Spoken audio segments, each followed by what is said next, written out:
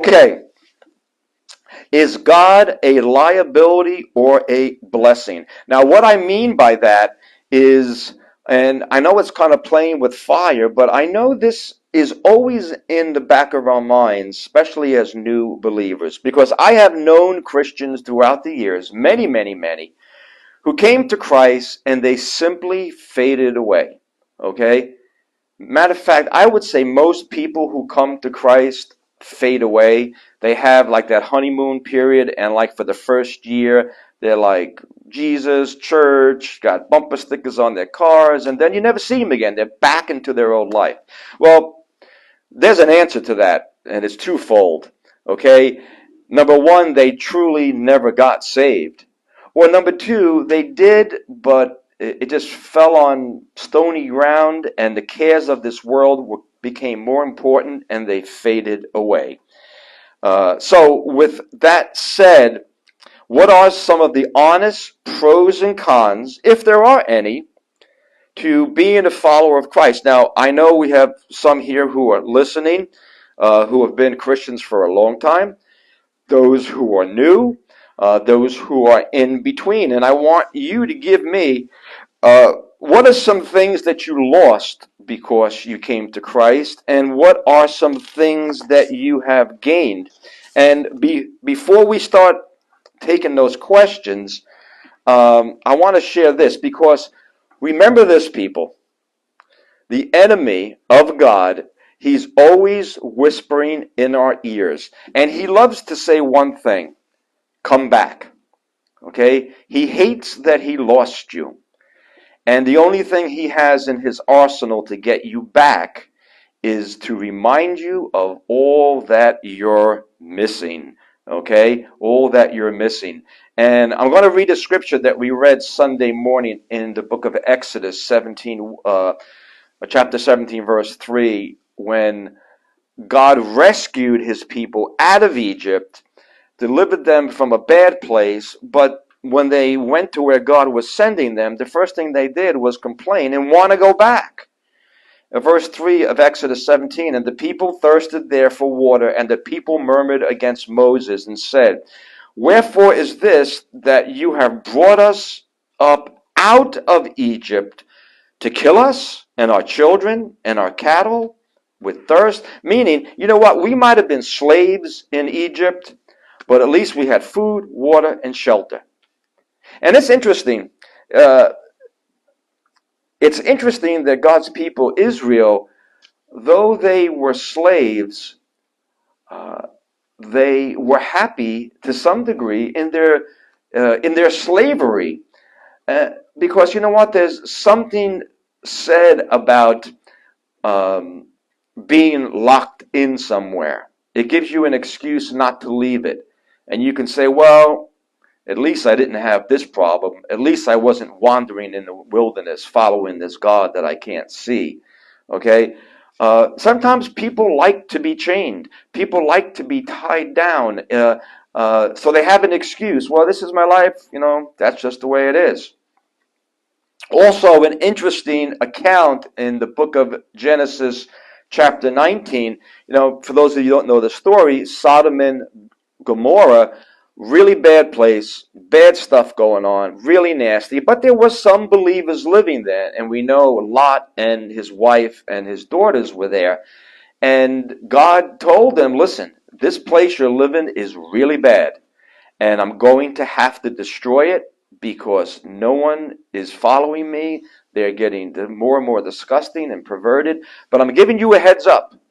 Get out of, what do they say? Get out of Todd. Okay, get out of town soon because trouble is coming. Okay? Makes me think, I wonder if God is saying that to us today. Okay? Get on the boat and get out of here because it's coming down on this place that we live. So, what did God tell Lot and his wife? He told them, when you leave, pack up. Don't even just pack up. Get your stuff, get your kids, and get out.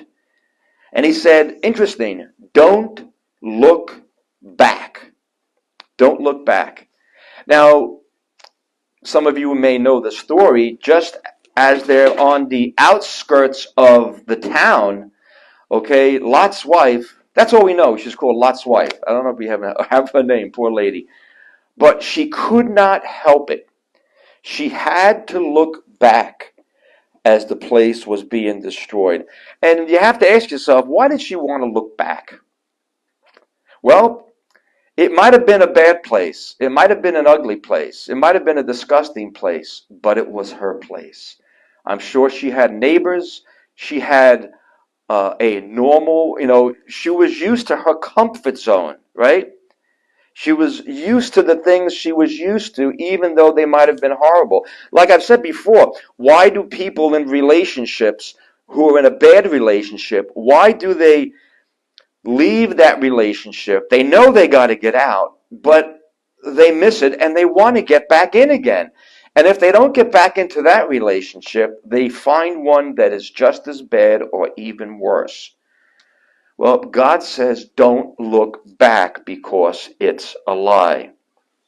So we need to remember this. And it's a funny thing. And I've seen it on social media, and I'm going to get to you guys. I know you got a lot of comments here, and we're going to get to them.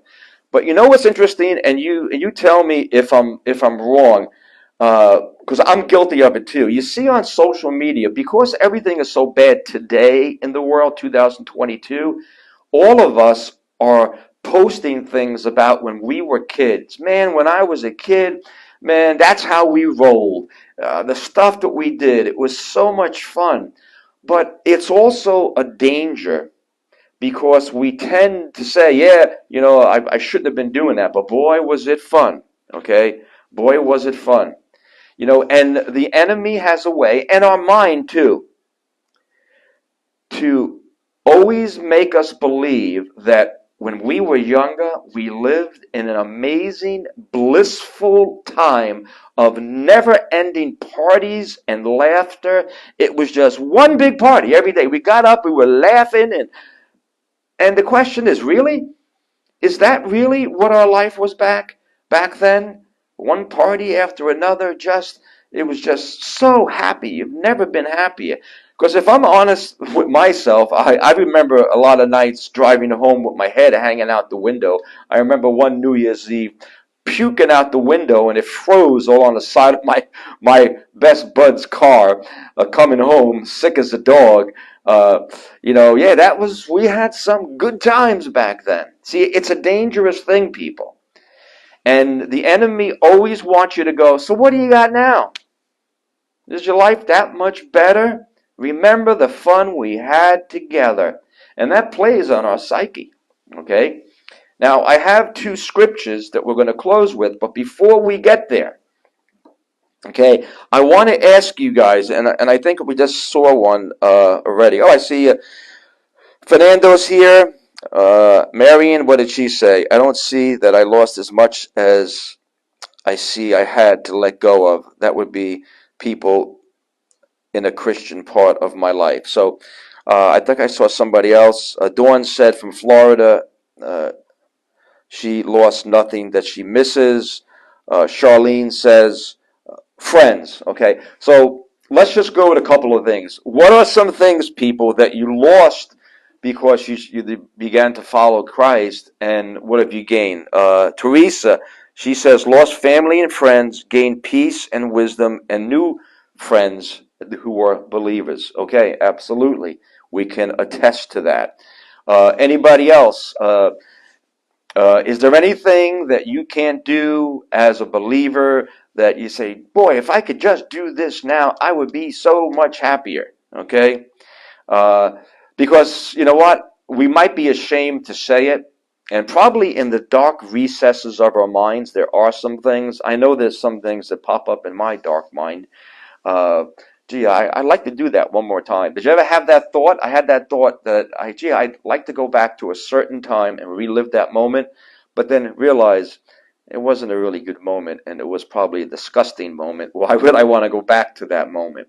But that's who we are. So give me some things that you guys have gained and the things that maybe you feel you lost, that you miss, And maybe if there's anyone out there who doesn't know God, doesn't understand this whole thing, and maybe it's one of those things that is keeping you from Christ. And I'll tell you a true story. This had to be back in 1983, I guess, 82, 83, maybe 84. Okay. I remember my parents just was starting to toy around with becoming Christians. And one night they had the pastor of the church over. And he was getting ready to leave. It's like 10 o'clock at night. And I'm getting ready to go out. Okay, and I was pretty cocky. And I remember I had my black leather jacket on, my cool long hair. And I'm going to go out to the nightclubs, see bands and rock and roll and do all my stuff. And I remember I walked past him and I said, in a really nasty way, I said, "Hey, I want to tell you something, buddy." I said to the pastor, I said, "I see what you're doing to my parents here." I said, "But if you think I'm going to stop listening to my rock and roll and my music and stop doing what I want to do, well, you better just forget it because it ain't happening." And he had a good reply. He says, "I never told you to give up any of those things. That's never what I said. Find Christ, okay, and he'll let you know." And I didn't really have an answer, so I stormed out thinking that I won the battle. But I felt so cocky, okay? I remember one time when I was doing something at my grandmother's house in Rocky Point, and some Christian knocked on the door giving out scriptures and stuff, and I told my grandmother, "I'll take care of these wackos." And I remember gleefully telling that person off of how fools they were for following Jesus and just get lost. You people are so brainwashed. And I was so angry and bitter. And I thought, ha ha ha, I showed them. Wow, isn't that something? How we can see things so differently. Let's see if any comments we have here. Okay. Jennifer Dawn from Florida, things I lost: living in fear, constant worry. Okay. Those are good things to lose. Amen. Amen. Uh, yeah, I mean, for the most part, maybe when we're like really young, we don't worry too much because you know what? Our parents take care of everything. And I often think about that. Gee, and I think, you know what? Why was life so carefree to some degree when you talk about, 16, 17, 18, 19, 20? Well, I'm still living at home at that point and making enough money just to pay my own bills. Mom's doing the laundry, cooking for me, and I'm just enjoying life. I got nothing to worry about, no one to take care of, just me, myself, and I. And what was the theme back then? Party, man. Live to party. I want to party in the morning, I want to party at night, and I want to party all day and sleep all day on Sunday. And I just want to party. And nothing could ever be better than that. Anybody remember that?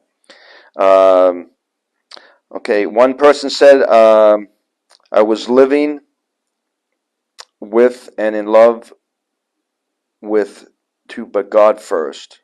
Where's that from? He left man I was living with and in love and with to put God first. Okay, so somebody here left the man that they were living with, okay, and were in love with, and put God first. And those are hard things, they're hard things to do, and they're hard decisions to make, because on the one side there are comfort.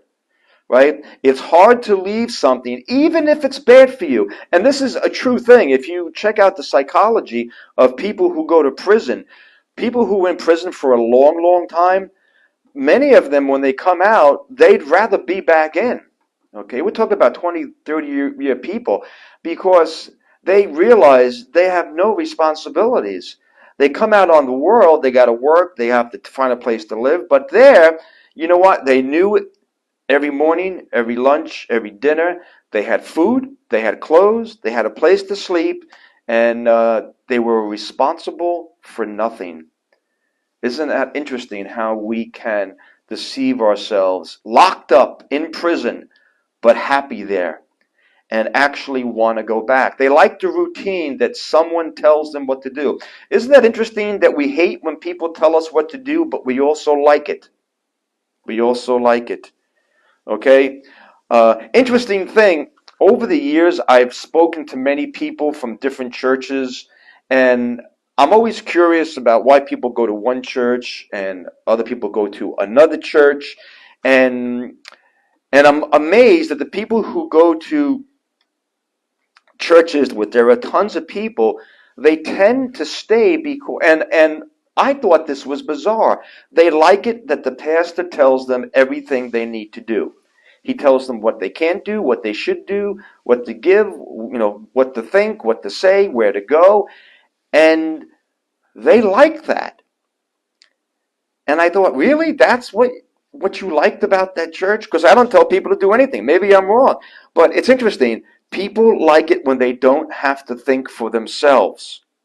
They like it when people tell them what to do.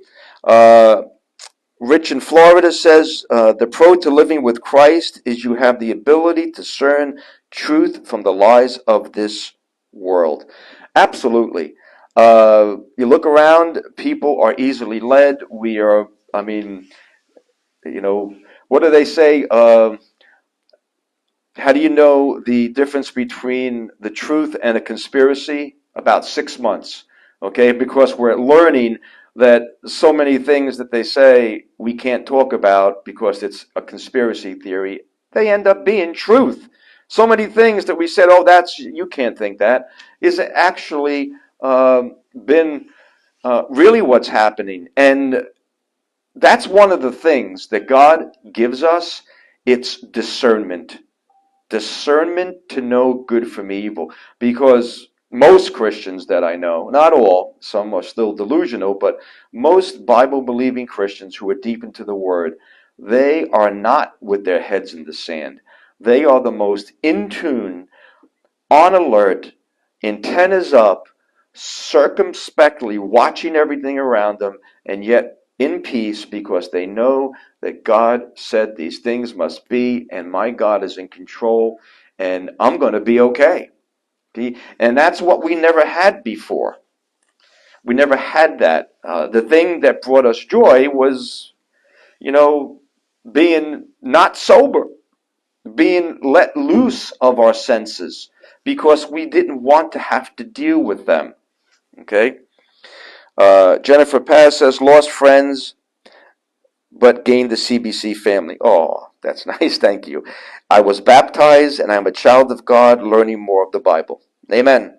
Amen. Isn't that strange if someone was to hear us say these things, 3, 4, 5, 10, 15 years ago, you would say, I would never say that. I would never be a part of a church and a Christian and loving Bible studies. But that's the supernatural thing. You know what's interesting, people, is that people are always trying to sell the supernatural to get you to go to fortune tellers or even to some kooky churches. But you know what the supernatural thing is right in front of our faces? Our little church here, we don't do, we're not flipping around and levitating and having fire come down from heaven, but we're seeing supernatural things. And you know what it is? People like you guys coming to church and getting excited about God. That's stinking supernatural. Okay? Jen, what you said, that's a miracle. All of us here, the fact that I'm a pastor, that I'm even a Christian, that is a stinking, that's probably not good language, a stinking miracle. It is a miracle. It's supernatural. That is beyond anything that you could imagine. That is the miracle. That, what's happened to us? Well, have we been brainwashed? No. Well, maybe in some ways our minds have been washed from all the filth that was in them. And we saw for the first time. Remember that man that Jesus healed who was blind, and they brought him to the courts, and they would say, who healed you? Okay, you were born blind, and this guy who healed you, he's got to be no good. You got to be involved in some cult or something. And the guy says this great thing. He says, I don't know about any of this stuff. All I know is once I was blind, and now I see. You want to call me kooky, conspiracy theorist? Call me whatever you want. I know what I was, and I know what I am. Okay, and as we did a couple of weeks ago, our before and after. Okay, God makes a before and after in our lives. Jennifer Dawn says, and doing online is not the same. Yes, I know. Um, uh, Jennifer Dawn says, being in a small church now in Florida when the pastor is sick, there is no church. I'm so lost when I can't go. Wow. Uh, Even we've been struggling at that church. Yeah, it's a hard thing. Definitely is. Anybody else? Any other comments of what you've lost, what you've gained? Because again, the enemy is always reminding us, you don't need this garbage. Sleep late on Sundays. It's a beautiful day. What are you going to hear? You're going to read out of some old book. It's written by people thousands of years ago. Who cares? Live life and enjoy yourself. Take care of you. Take care of number one. Because you deserve a break today, right? Nike, what was Nike's theme? Just do it. Just do it. Do what you want, right? It's a true thing. And one of the cardinal tenets of the Satanic Bible written by Anton LaVey during the 60s, is do what thou wilt. You know what Satan loves? Do whatever you want, no restrictions. That's Satan's rules. Matter of fact, his rule is there is no rules. Doesn't matter who you hurt, just you have a good time because you deserve it. Because you don't deserve this life you're living. You deserve more. You deserve money. You deserve fame. You deserve happiness. You deserve your best life now. Wow, that's interesting. Some churches sell that message of what you deserve. Yet the gospel says we deserve something else. Teresa says exactly what people tell me all the time. Um, Interesting things. I wanted to add some scriptures here in the book of 1 Samuel 18:12. Um, it says, "And Saul was afraid of David because the Lord was with him, and was departed from Saul." Remember that situation, King Saul, king of Israel, he had an in with God. The prophet Samuel spoke, gave him direct revelations from God, and he loved it, and he disappointed God. He lost that communication, and he was jealous because God was now with David. People, as much as your friends and neighbors and families might think you're crazy and you've lost it, deep down in their souls, trust me on this, they'll never say it till their dying breath, but they envy you. They envy you because they know we have something that they don't. We have trust, we have faith. We know in whom we have believed and we are persuaded. We have what they can't buy with all of their money. Okay? They can't. And hate to use a recent tragedy, but the drum player from, what was that band? The Goo Goo Dolls? Who was the drummer who died? Um, I forgot, but he just died, and they said about 5 years ago he tried to kill himself. He was when they found his body, he had, like, I don't know, 10 different drugs in him, antidepressants and um oxycodines and all kinds of drugs. Why? If you're a star, if you have it all, you're living the American dream, you're a rock star, you're a movie star. Why? Why? Foo Fighters. Thank you, Charlene. The Foo Fighters. Okay? Why would these people need all of these stimuli? You watch them, and isn't it funny? What do?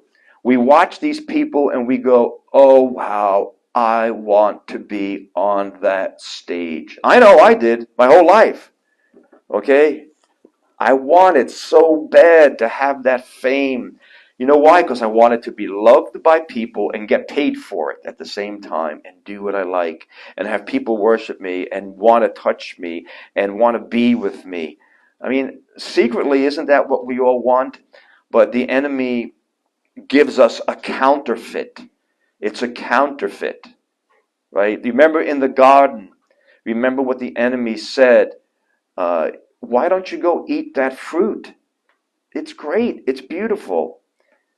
And what did humanity say? Well, God said we shouldn't eat that.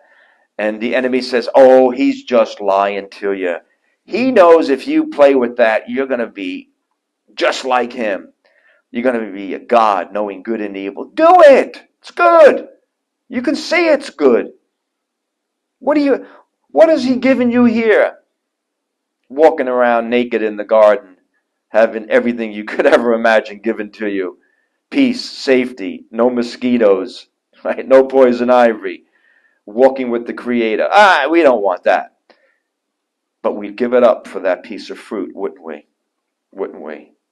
In Luke chapter 9, verse 62, Jesus said unto him, no man having put his hand to the plow and looking back is fit for the kingdom of God. You know what that means? Part of our experience, okay, is looking forward and not looking back. But we tend to do it. We tend to look back. And I'm a big person. I like to reminisce. I'm very nostalgic, and we could laugh at all those times and that we had growing up. And I mean, as a kid, there was nothing wrong with those times growing up, but uh, they don't compare to where I am now. And I don't know if you guys ever thought about this, but I often think if things didn't go a certain way in my life, if I didn't meet this person, that person, never came to Christ, and I was just who I was set out to be, where would I be now? What would I be doing? I certainly wouldn't be a rock star. I probably would be living in poverty or in jail, probably going through my third or fourth divorce, having affairs, probably no teeth. Who knows where I would be living? That would have been me, but God reached down, gosh, and He pulled me out of that. Wow, yeah, it was real struggle. I had to give up all that stuff. People, I didn't give up much. I gave up. Matter of fact, one of the cool things, and people who know me, one of the things that I like. I like music. Hey, I still get to play music. Okay. Gee, I like heavy metal. Well, God gives me bands like Striper that I can listen to. Okay. Gee, I like the cars, fast cars and hot rods. Well, God says, well, you can use that for the gospel. Still play around with hot rods and fast cars. Yeah, I like Jeeps and I like doing stuff like that. Well, you can do that too. You can go rock crawling. You can take your Jeep off-road. See, I didn't have to give up who I am, but I gave up what controlled me, or there's still some things that control me, but we're working on that stuff. We are working on that, and the enemy says, "Oh, you're going to have to live like a monk in some monastery somewhere, wearing a robe and praying all day, and you Christians, you're just so boring." Okay, you just pray all the time. People, I have never been bored since I came to Christ. Never. Okay, if you're bored and you're a Christian, well, you got to get in the game because this is where the action is. Okay, we are living at the best times in the history of humanity right now. Might not look like it, but God is looking for people who want, and I'm going to put this in quotes, spiritually party. You want to party with God? You want to get into the action? Well, come on, there's a lot to do. Okay, you want to see exciting? You want to see some warfare? You want to see some crazy stuff, man? Worse than any nights at any nightclub I've ever been to? Get in God's battle plan, and you're going to uh, be having a cool time. You won't be bored, okay, and you won't be, you won't be sad because there's no time. There's no time for it. There's too much going on, and now more than ever, it's just so exciting. Okay, I've been talking. Anybody else? Let's see what else we got here. Um, you're welcome, Teresa. Yes, I'm brutally honest. One day it'll cost me my position, but you like that? No teeth, yes, because I probably would have no teeth at this point, because I would have had them punched out by now. Would be hanging out at the local pub. Did you ever think, where would I be on Sunday mornings? I probably would be sleeping until like 1 or 2 o'clock. Um, what was that? Hungover, and probably because of all the stress that's going on in the world, I wouldn't be able to handle it. I probably would be shooting up heroin or something.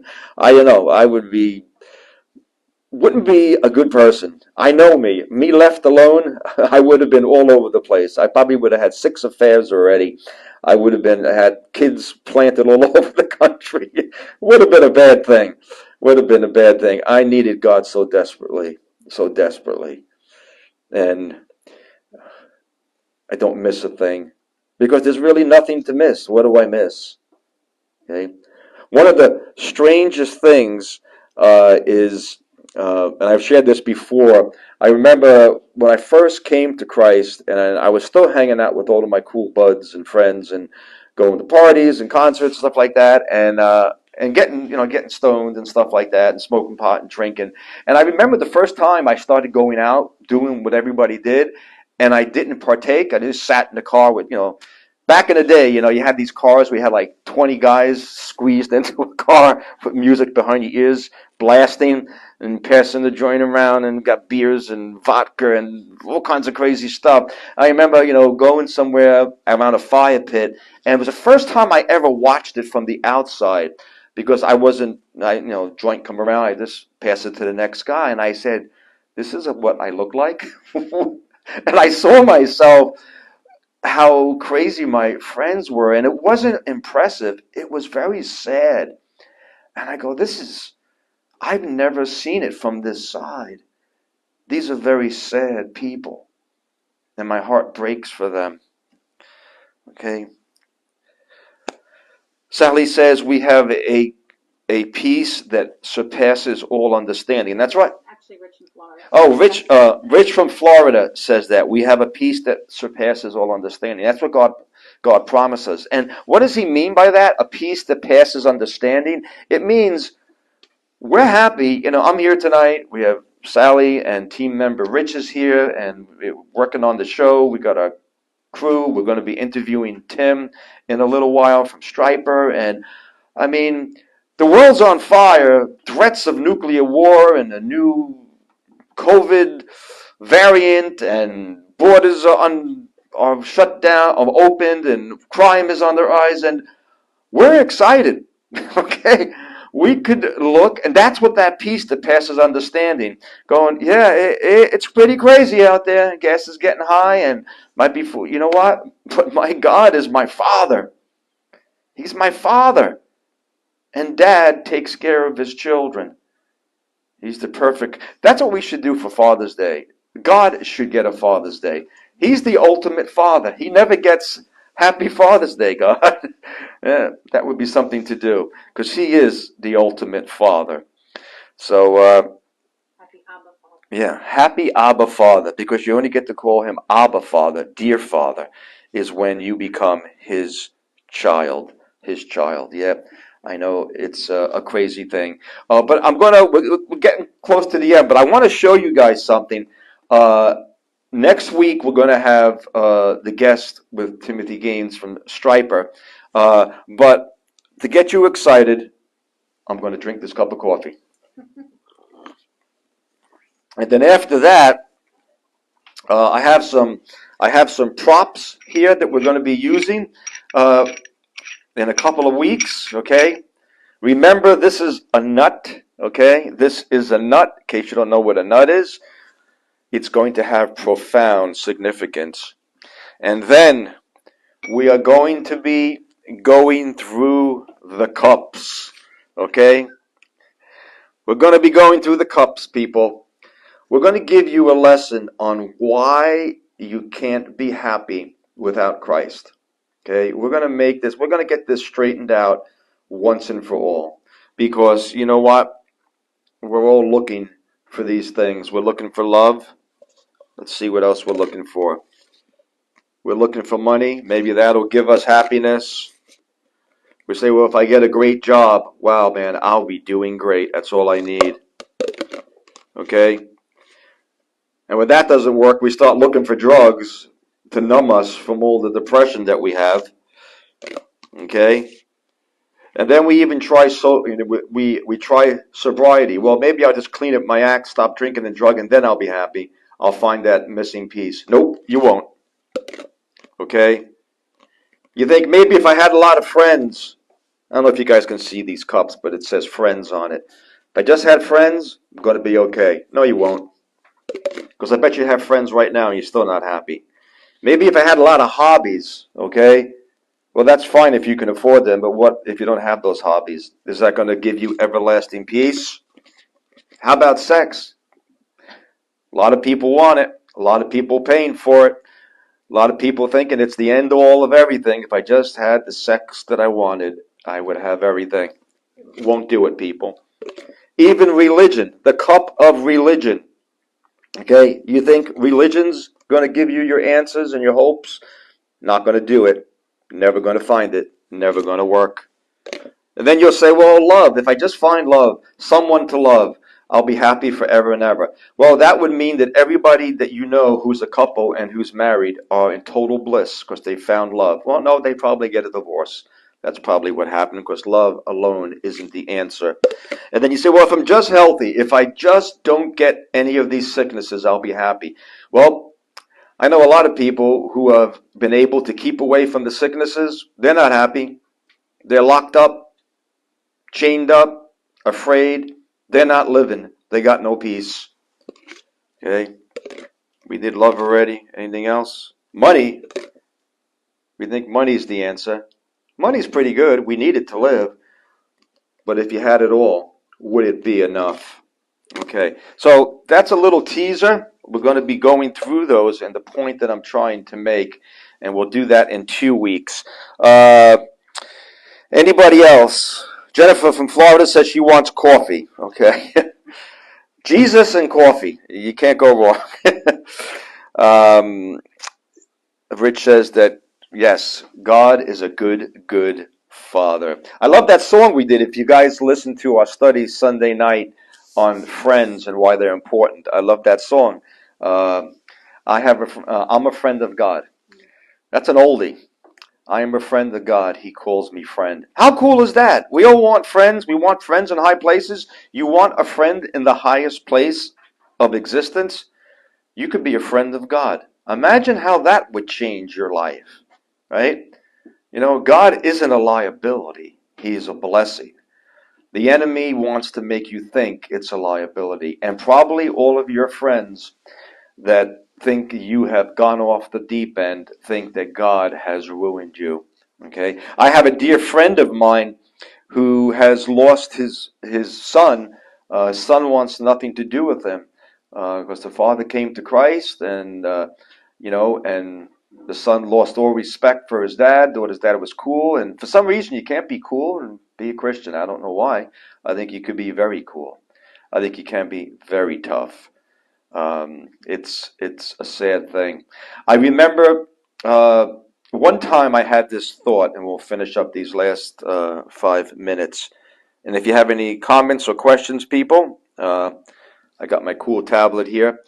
I remember one day at my old job. Marion knows what my old job was. Marion is one of the few who knows. What does Teresa say here? I'm the first one they call when they have an issue to pray with, though. Absolutely. And that's a good point. That's a good point. And that actually dovetails perfectly into my social experiment. I had a social experiment. When I worked in my old secular job, I thought, what would happen if I went to work one day and I told everybody, I got an announcement. This whole Jesus thing that I got into, following God church, it's all been a scam. There is no God. It's all a lie. And I'm back to me. And I thought, what would be the response to the people? And I think there would be 3 responses to that. You'd have the first response, who would say, well, we knew you were a fool. It's about time you came to your senses. Okay? You'd have the other people who were excited and say, oh, come on, let's go out tonight. We're taking you to a topless bar and you're going to get some fun. We're all paying. Drinks are on us. But there would be that one person who would be very sad because secretly they watched you and they lived vicariously through your hope because they felt that, wow, this guy really believes in God. He really trusts him. Man, maybe one day I'm going to trust him. I'm going to trust God too because you are their hope. And like Teresa said, that's so true.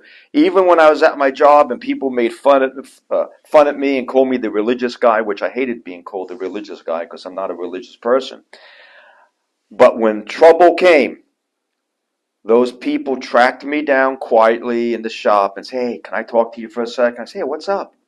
I say, and they would say, my wife, went for a mammogram. She has a lump. I'm really concerned, and I know you're into the God thing. Could you do a prayer for me? And I would never mock them. Oh, you want me now? No, I would say, absolutely, my friend. I'll have my church praying for your wife. And he'd go, thanks a lot. And when things would work out, whatever, like a month would go by, and I would run into that person, and I would go, so how's your wife doing? How's your child that I know you were having problems with your son? And they would go, you remember that? I said, yeah, you told me to pray about it. It was important. I took it right to God. You see, at the end of the day, people in crowds, they're very boastful and cocky, and they'll tear you apart, but privately. Okay, and I'll share with this one last encounter. I remember one time, a bunch of guys and some ladies eating lunch at the lunch table, and everybody's getting cocky about why God is stupid, and everybody's tough and so cool. And I remember after that, because I was a new Christian, and I thought I was going to take on all these people, and I realized don't take on a crowd by yourself because I really felt defeated. But after that group broke up and I walked away, one of those people came up to me privately and said, "You know what? I'm with you. Okay, I don't have the courage to stand up to those guys, but I think you're doing the right thing, and I'm with you." So, people, you're in the best place you can be if you know Jesus Christ as Lord. Okay, and you have confessed your sins and you've cried out to him and said, God, I want to be your child. I believe that you died on the cross and rose again the third day, and I want that. I want to be a child of God. People, you got everything and more. As Spurgeon said, all this and heaven too. Look at what we have here on earth. Most of us are doing pretty well. And even in our worst times, we have it all. Don't let the enemy make you think you've given up anything that was worthwhile, because you gave up. What did you give up? I didn't give up anything. I came to Christ. He let me know what to stop doing and what to do. Nobody told me what to do. God did. And I never regretted it. Ever. Thank you, guys. Thank you. I hear they're playing our love song. Our love song. They're playing our theme song. And we will see you guys next week. Timothy Gaines from Striper. Okay? Don't miss that show. It's going to be exciting. Love you guys. Take care. God bless you all.